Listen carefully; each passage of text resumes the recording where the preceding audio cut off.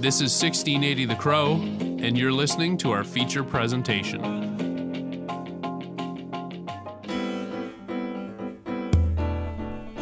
Hi, I'm Caroline Doyle, and you're listening to For the Record for BCIT News. The Canadian Medical...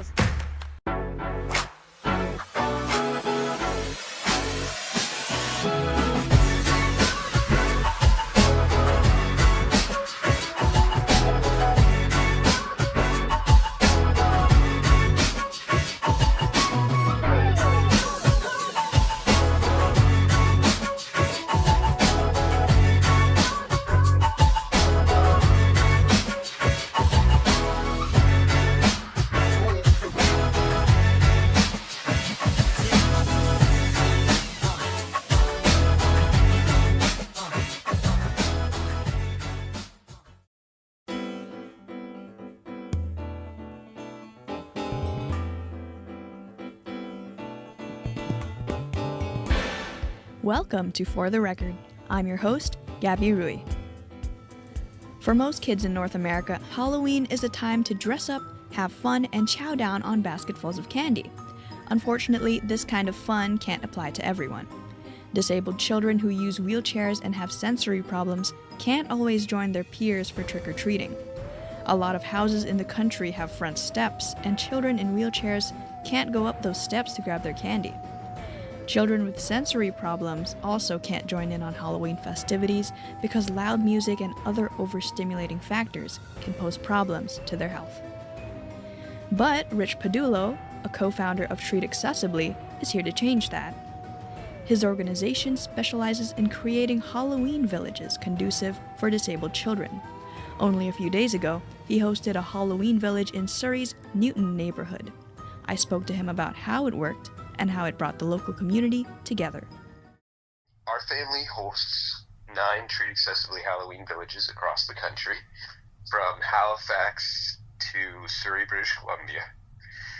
And what people can expect when they arrive is a traditional house-to-house trick-or-treating experience, except completely accessible. So the streets by city permit are closed down, and everyone gets to pre-register, so they are aware of everything that we're doing at the village. When guests arrive, typically children and parents with and without disabilities, all disabilities, mobility, sensory, or neurological, they are greeted by homeowners who have treat stations at the end of their driveways. Every treat station has a huge variety of treats, both edible and non-edible, to address any child's needs. And then we add a layer of Disney onto it, where everybody's decorated to the nines. We have magicians, musicians, cosplayers walking up and down the streets. And every child is made to feel like they belong, and every parent has the opportunity to see their child experience something that the bulk of the nation take for granted. And what we basically do is adapt a tradition to support every child's needs. What made you choose Newton, Surrey, as one of the newest locations for a Halloween village this year? Well, Newton's this is our 4th year that we've held the village in Surrey. And we chose Surrey first off because as a city and government, they received the gold certification from the Rick Hansen Foundation with relation to building municipal structures, which means they're the highest rated from an accessibility standpoint.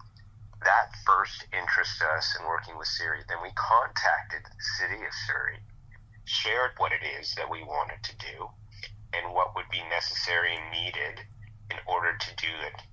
And the city of Surrey provided us with 5 different neighborhoods to go and check out. The one that I went to first was the village where we have it in Newton. And I went there first because in Unwin Park, there is an accessible playground. So it just drew my attention. And I went to go knock on the doors. And keep in mind, I traveled from coast to coast in the month of October 2022. and I had 5 neighborhoods in every city, much like the way I developed the neighborhood qualifications in Newton and Surrey.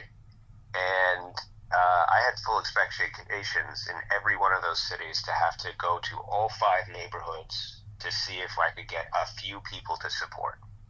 Well, the beautiful part of this story is in every city, from Halifax, Toronto, Montreal, Calgary, Edmonton, Hamilton, Ottawa, Surrey, I only ever had to go to the first neighborhood I went to. Once I shared what it was we wanted to do, we got immediate support from at least 10 of the homeowners on the street, and they helped us rally the rest of the homeowners on that street. And it's not one street. Surrey's very unique. It is multiple streets. And we had help, not only from people going door to door with us, but we had help in translating our message to a variety of individuals where English wasn't a first language, nor Halloween wasn't a tradition that necessarily is universally loved. But what was beautiful about every experience in every city, including Surrey, was that I never had to go past the first neighborhood on the list. As soon as I told people what we were doing, they were on board. It was very touching. I still get choked up thinking about it.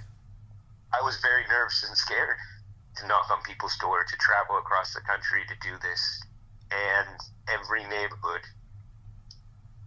brought a new resurgence in hope at how wonderful our country is and how much we care about kids. So it was quite touching. That sounds so touching, and I'm so happy that a lot of people in Surrey actually went out of their way to help you. So So how exactly did they help you in making these villages happen? Well, you got to imagine to host close to 2,500 people on your street for a 3-hour period. There's a lot of planning involved. So not only in the first year did homeowners help rally their neighbors, because I was only in town for a day. I could only knock on doors for a day. Those individuals helped us knock on doors. They helped us distribute flyers to get people to contact us so we could recruit them and educate them. Then from about the month of March all the way through to the date of the event, we're in constant contact, sharing new information, telling stories, explaining how they'll have to have their vehicles blocked off from traffic, telling them how they have to decorate, telling them how to work with certain accessibility and changes. We can change things up to the last minute of the event when a mother calls us and says, my son can't come in because he is adverse to loud music. We'll actually move the DJ at the last second to a different area, and that's what the homeowners all help and participate in. We have a setup team that arrives at 7 a.m. on the day of the event when everything is unloaded. There are thousands of pounds of treats. All the homeowners come out after decorating their homes, after literally blowing the street of leaves in an entire neighborhood. They're not just setting up a treat station. They're preparing for all these children, and that preparation lasts from March to October 25th when we held the event. And have you seen any policy changes from any local governments because of your initiative? Well, our initiative is intended to create awareness and education in the public. What we're asking for from government is to help raise that awareness. Once awareness is raised, once people take action at something Halloween, they start to bring it into their everyday lives. So I'll talk to that in a moment.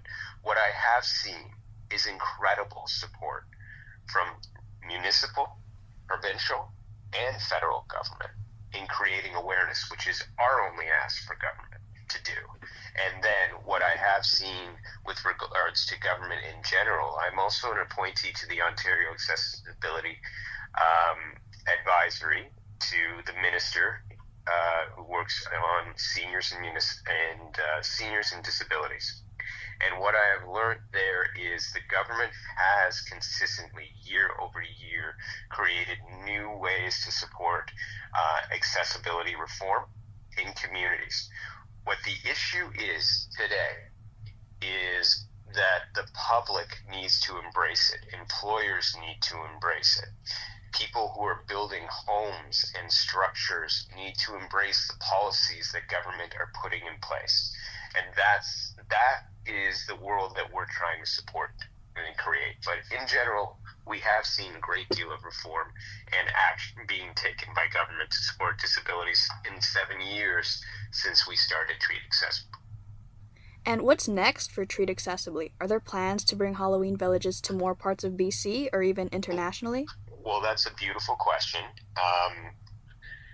So our family has a certain level of bandwidth. 9 villages across Canada from coast to coast is a lot for us to do. But what I can share is that do-it-yourself Treat Accessibly Halloween villages, or people taking the idea and making it their own, has blossomed. And that's our goal. We don't need you to call it a Treat Accessibly Halloween Village, but we know for a fact that over 300 downloads of our DIY Treat Accessibly Halloween Village happened this year alone, and we have seen over 30 or 40 actually appear. And they don't have to be massive events like ours. They could be a cul-de-sac in a neighborhood that closes down their street an hour before Halloween on Halloween night with about 10 houses and just promote it in the community. If we had events like that happening across Canada, that's wonderful. And that kind of ladders into what our larger national objective is. So we distribute free lawn signs that say accessible trick-or-treating, and through every Pet Value family of stores across Canada. And those signs identify your home as accessible, and we provide all the tips and advice on how to make your home accessible on Halloween night, because any home can do it. It's really just a matter of treating from your garage, the end of your driveway, the front of your lawn, by the sidewalk.